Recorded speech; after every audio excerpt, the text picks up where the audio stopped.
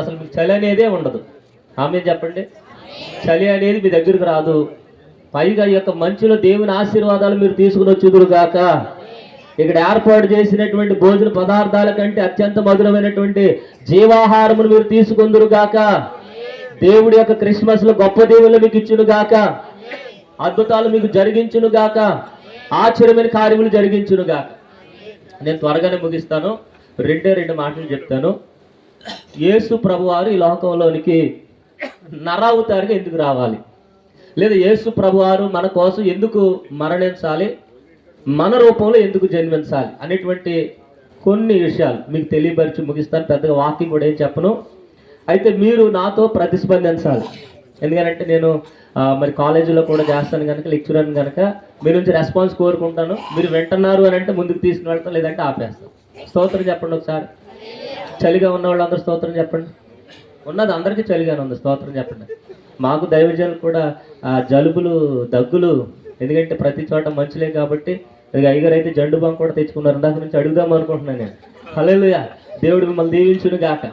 ఇక్కడ కూడా చాలా మంది జండు బాంబులతో రాసుకుంటున్నారు. అందరూ పెద్ద ఔషధం మనకి అది. హల్లెలూయా. కాళ్ళ నొప్పులైన జండు బాంబే, తలనొప్పి అయిన జండు బాంబే, రొంప చేసిన జండు బాంబే. ఈ మధ్య వచ్చిందంట శాస్త్రీ బాంబు. హల్లెలూయా. అయితే మన వాక్యంలోనికి వెళదాం. అందరు కూడా చెప్తాం. దేవుడు అందరూ అనండి, దేవుడు వెలుగై ఉన్నారు. దేవుడు ఎలా ఉన్నారంట? దేవుడు వెలుగై ఉన్నారు. ఆ వెలుగైనటువంటి దేవునికి రూపం లేదు అనండి. మరలా దేవుడు ఏమై ఉన్నారు? వెలుగై ఉన్నారు. ఆ వెలుగై ఉన్నటువంటి దేవునికి ఏమి లేదు? రూపం లేదు. మీకు 2 పాయింట్లు వచ్చినాయి దేవుడి గురించిన విషయాలు. హల్లెలూయా. ఒకటి, దేవుడు ఏమై ఉన్నారు చెప్పండి అమ్మా? వెలుగై ఉన్నారు. రెండవది, ఆయనకు రూపము లేదు. రెండవది, ఆయనకు ఆది లేదు, అంతము కూడా లేదు. హల్లెలూయా. ఆది లేనటువంటి దేవుడు, అంతము లేనటువంటి దేవుడు వెలుగు రూపంలో తనకు మాత్రమే వహించుకుంటూ తన యొక్క మహిమను ఆయన ఒంటరిగా సమీపింపరాని తేజస్సులో ఉన్నారు అని తీతు పత్రికలో మనం చూస్తాం. హల్లెలూయా. ఎలా ఉన్నారు చెప్పండి? దేవుడు వెలుగుగా ఉన్నారు. దేవుడు వెలుగు. హల్లెలూయా.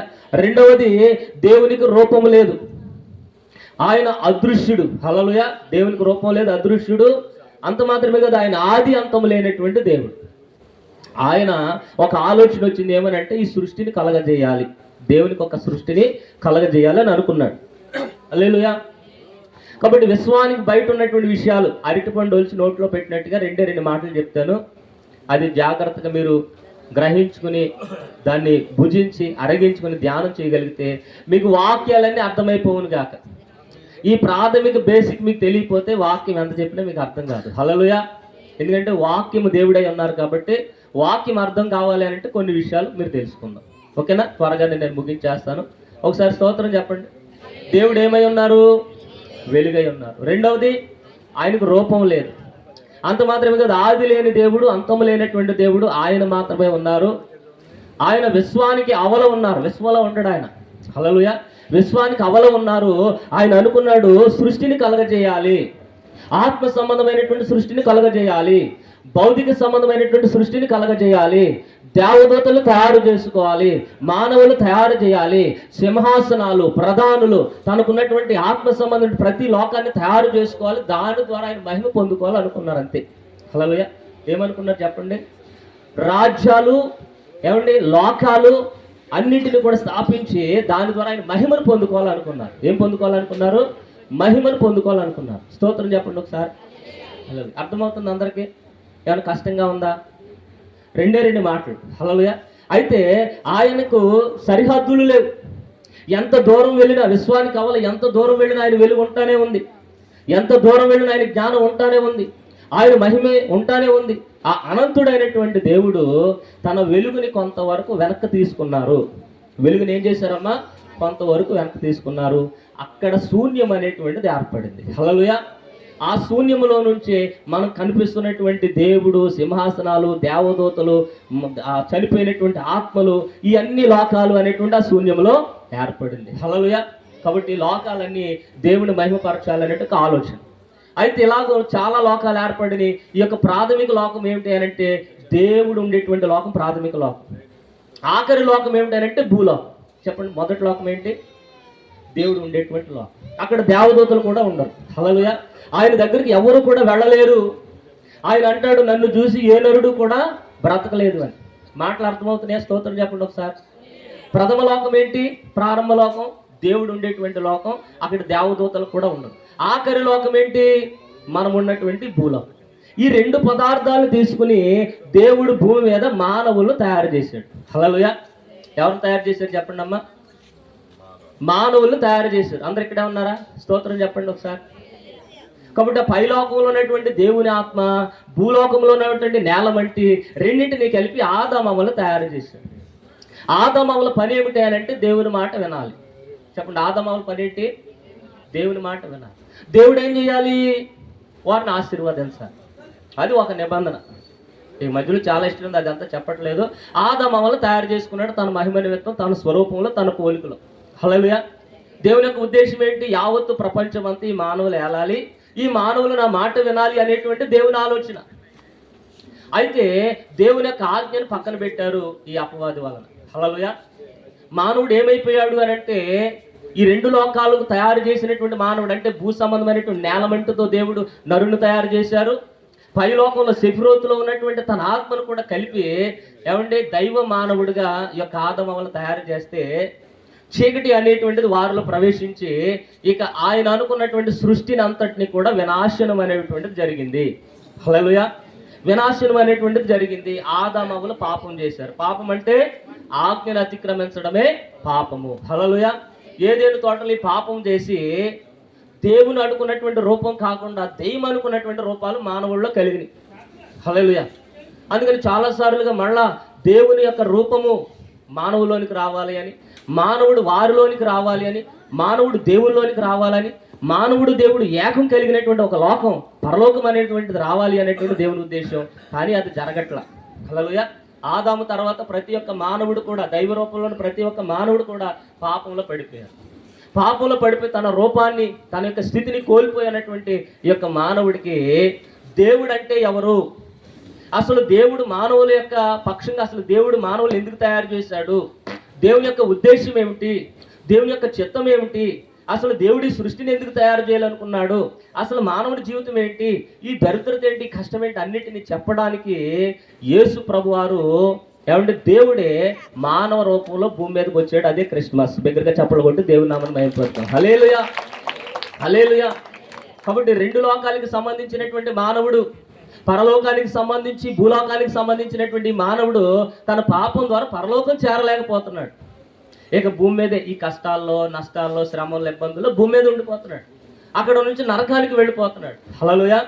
కాబట్టి యొక్క యేసు ప్రభు వారు నరావతారిగా 2025 సంవత్సరాల క్రితం భూమి మీదకు వచ్చి మానవుడు అంటే ఎవరు, మానవుని యొక్క జీవితం ఏంటి, అసలు తన గమ్యం ఏంటి, తన ఆలోచనలు ఏంటి, ఎక్కడ నుంచి బయలుదేరాడు, తన అడ్రస్ మర్చిపోయి భూమి మీదే ఉన్నాడు అని మరలా అడ్రస్ చూపించడానికి యేసు ప్రభు వారు ఈ లోకంలోనికి వచ్చి 33.5 సంవత్సరాలు జీవించి తన రాజ్యముల గురించి, మానవుల గురించి, దేవుని గురించి, పాపముల గురించి, మరణం గురించి, ఈ భూమి మీద జరుగుతున్న ప్రతి సంభవాల గురించి ఆయన తెలియపరిచి వెళ్ళిపోయారు. హల్లెలూయా.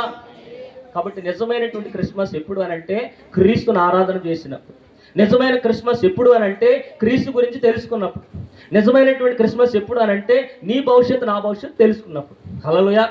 కాబట్టి యొక్క వాక్యాల ద్వారా, ఈ ప్రార్థనల ద్వారా అసలు దేవుడు ఎందుకు నరావతారుగా వచ్చాడు, మన జీవితాలు ఎందుకు ఇలా ఉన్నాయి అనేటువంటి ఒక కొంత ఆలోచన కలిగి ఉంటే మన జీవితాల్లో గొప్ప క్రిస్మస్ ఉండును గాక.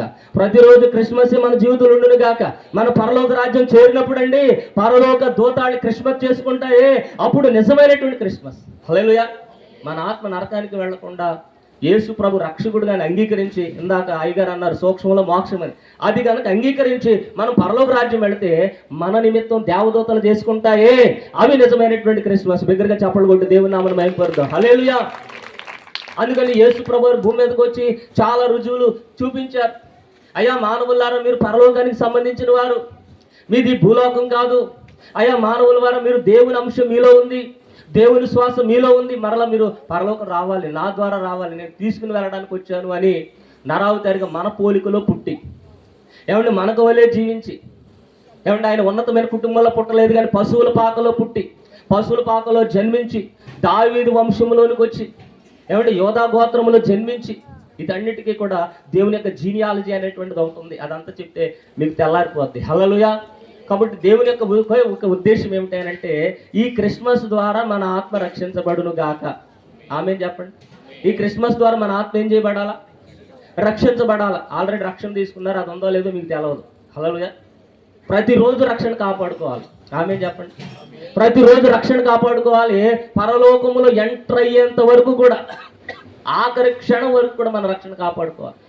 ఏదో నేను 10 సంవత్సరాల క్రితం బాప్తిసం తీసుకున్నానండి, 10 సంవత్సరాల క్రితం బల్లరాజు తీసుకున్నా అంటే కుదరదు. రక్షణ అనేటువంటిది ప్రతిరోజు కూడా నీకు జరుగును గాక. నువ్వు పరిపూర్ణమైనటువంటి మానవుడిగా దేవుని రాజ్యంలో ప్రవేశించుదు గాక. హల్లెలూయా. అప్పుడు నిజమైనటువంటి క్రిస్మస్. పరలోకంలో దేవదూతలు సంతోషిస్తాయి, భూలోకంలో మీరు సంతోషిస్తారు. మరలా ఈ భూలోకం నుంచి పరలోకం వెళ్ళి, పరలోకం నుంచి భూలోకం మరలా మనం వస్తాం. హల్లెలూయా. దాన్ని 1000 ఏళ్ల పరిపాలన అంటారు. కాబట్టి దేవుడు ఎవరు చెప్పండి, ముగించేస్తున్నా? వెలుగు అయినటువంటి దేవుడు. రెండవది ఆది అంతము లేనటువంటి దేవుడు, రూపం లేనటువంటి దేవుడు. నిన్ను నన్ను తయారు చేసుకున్నాడు తన మహిమ నిమిత్తం. ఏం చేశారు చెప్పండి అమ్మా? నిన్ను నన్ను తయారు చేసుకున్నాడు తన మహిమ నిమిత్తం, తన రూపంలో. అయితే ఈ మానవుడు ఏం చేశారు? తన మహిమ కాకుండా సైతానికి మహిమ వచ్చేటట్లుగా వాడు తయారయ్యాడు. అందుకని ఆ మహిమను మరలా చూపించడానికి 2025 సంవత్సరాల క్రితం యేసు ప్రభువారు నరావతారికి ఈ లోకంలోకి వచ్చారు. అంటే జగత్తు పునాది వేయబడకమనిపోయి ఉన్నారు. హల్లెలూయా.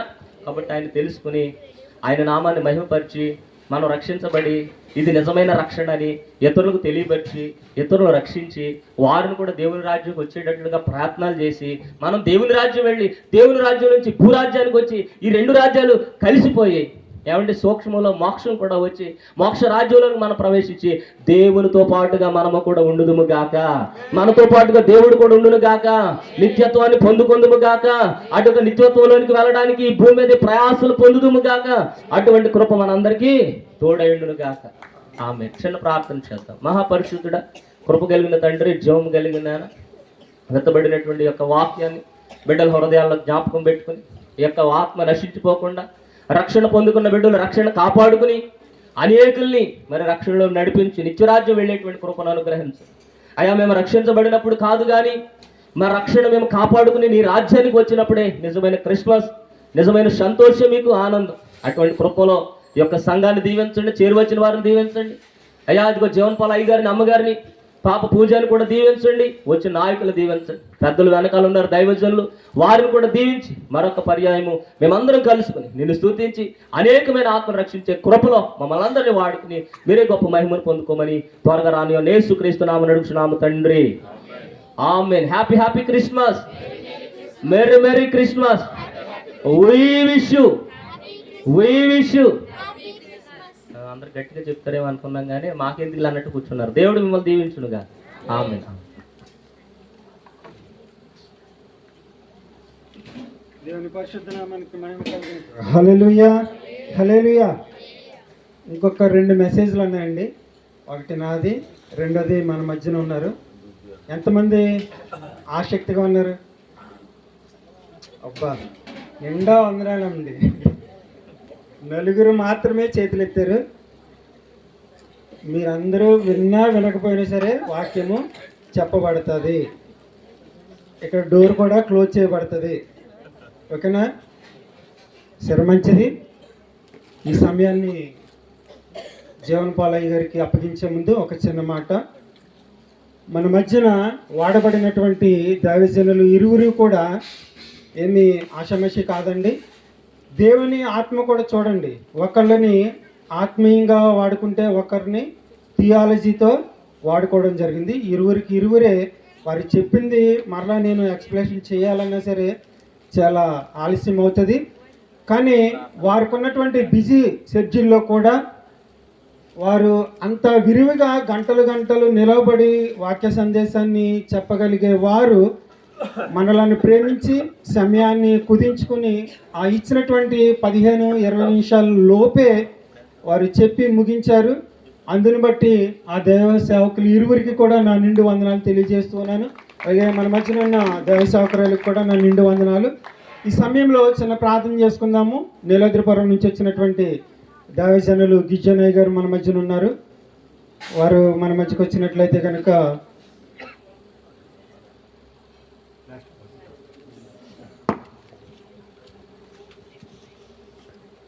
దైవజనులు చెప్పినట్లుగానే ఈరోజు ఎంతోమంది గడిచిన దినాల్లో మన మధ్యకి రావడం జరిగింది.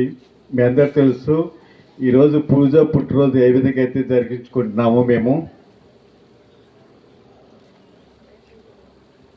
అదే రీతిగా మీ అందరూ తెలుసు నా యొక్క బర్త్డే నాన్నగారు కూడా ఎంతో విలువైన రీతిగా ఆ రోజుల్లోనే నా బర్త్డే ఇంచుమించు వివాహం అయిన నాటి వరకు కూడా 2025 సంవత్సరాలు వచ్చే వరకు కూడా నా బర్త్డే జరుగుతూనే ఉంటుంది. మా పెద్దమ్మ గారు గ్రేసమ్మ గారు నన్ను ఎత్తుకుంటాము, మీ అందరు రావడము ప్రతి సంవత్సరం కూడా అదే రీతిగా అయిన బాణి ఈరోజు పూజ పుట్టినరోజు కొనసాగడానికి దేవుడు కృప చూపినాడు. అంత మాత్రమే కాదు, కేవలం పూజ పుట్టినరోజు మాత్రమే కాదు కానీ సంవత్సరం అంతా దేవుడు నన్ను కుటుంబాన్ని కాపాడి అనేకమైన ప్రమాదాల నుండి ప్రయాణాల నుండి దేవుడు తప్పింపజేసి ఈరోజు మరలా నూతన సంవత్సరాలు అడిగిపెట్టే ధన్యత నాకు ఇచ్చినందుకు మాకు ఇచ్చినందుకు ఈరోజు కేవలము మేము ఈ విధంగా ఉంటూ ఉన్నామంటే సంతోషకరంగా ఉన్నామంటే ఇది ఎంతో గొప్ప భాగ్యము. ఈ సంవత్సరము స్పెషల్ ఏంటంటే మరోసారి జ్ఞాపకం చేస్తున్నాను, ఈ సంవత్సరం అది స్పెషల్ ఏంటంటే ఈ యొక్క బర్త్డే ఖర్చు అంతా కూడా మా యొక్క పూజా గారి యొక్క ఇద్దరు బ్రదర్స్దే. వారు నెల రోజుల నుంచి ముందుగానే ప్రణాళిక వేసి పూజ బర్త్డేకి డ్రెస్ కొనడానికి మీటింగ్ అరేంజ్మెంట్ చేస్తాడు డాడీ, ఆయనకి డబ్బులు ఇవ్వాలంటూ మా నాన్నగారు ఎలాగైతే అమౌంట్ ఇచ్చి ఎక్కడ ఉంటాడో తెలియదు పాపం, అలాగే మా అబ్బాయి జోషప్ కూడా అమౌంట్ ఇచ్చి వాళ్ళ పనిలో వారు కొనసాగించుకుంటూ ఉన్నారు. దేవుడు ఎంతగానో గొప్ప మేలు మా పట్ల కనపరుస్తూ ఉన్నాడు. అమ్మ లేదని పిలుపు లేకుండా, ఆ దూరం కాకుండా, అలాగే నాన్న లేకుండా పిల్లల్ని మాకు ఇచ్చినందుకు నాకు ఇచ్చినందుకు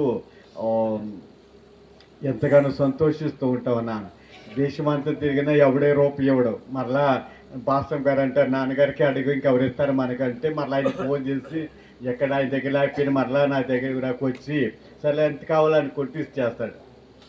అదే రీతిగా ఆ పోస్టు నాన్నగారు ఉన్నప్పుడే మా అబ్బాయిలు పొందుకోవడం అనేది గొప్ప సంతోషకరం.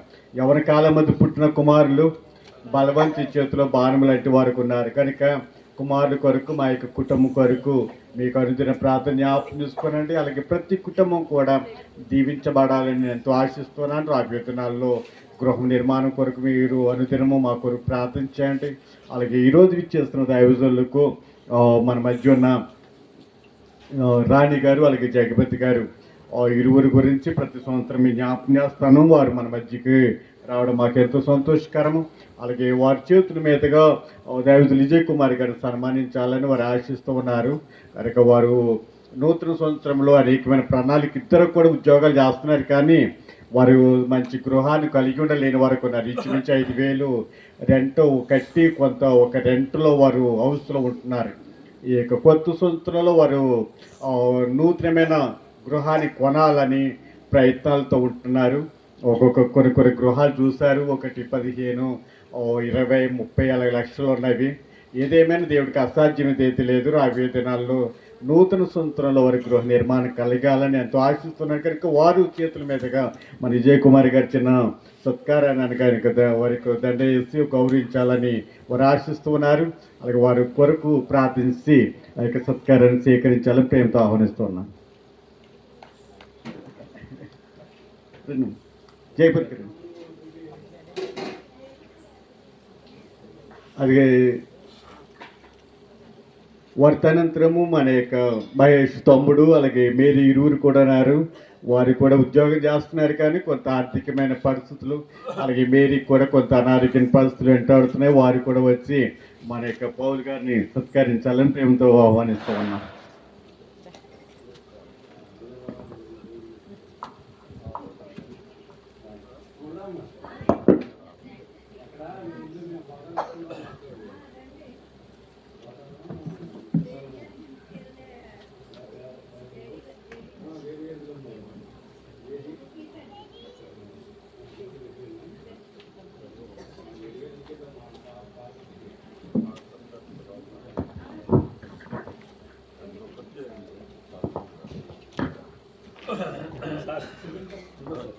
గడిచిన రాత్రి మీకు వాక్యం ద్వారా సెలవిచ్చారు. దైవజనులు అంటే దేవునికి దూతలు అని. దేవుని యొక్క దూతలు మనము సన్మానించడము గౌరవించడం అది మనకి ఎంతో ఆస్తికరము.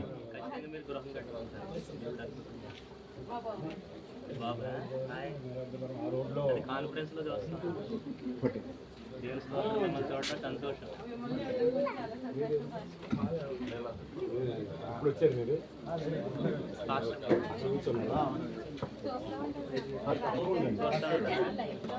ధన్యరాజు గారు, భాస్కర్ ధన్యరాజు గారు.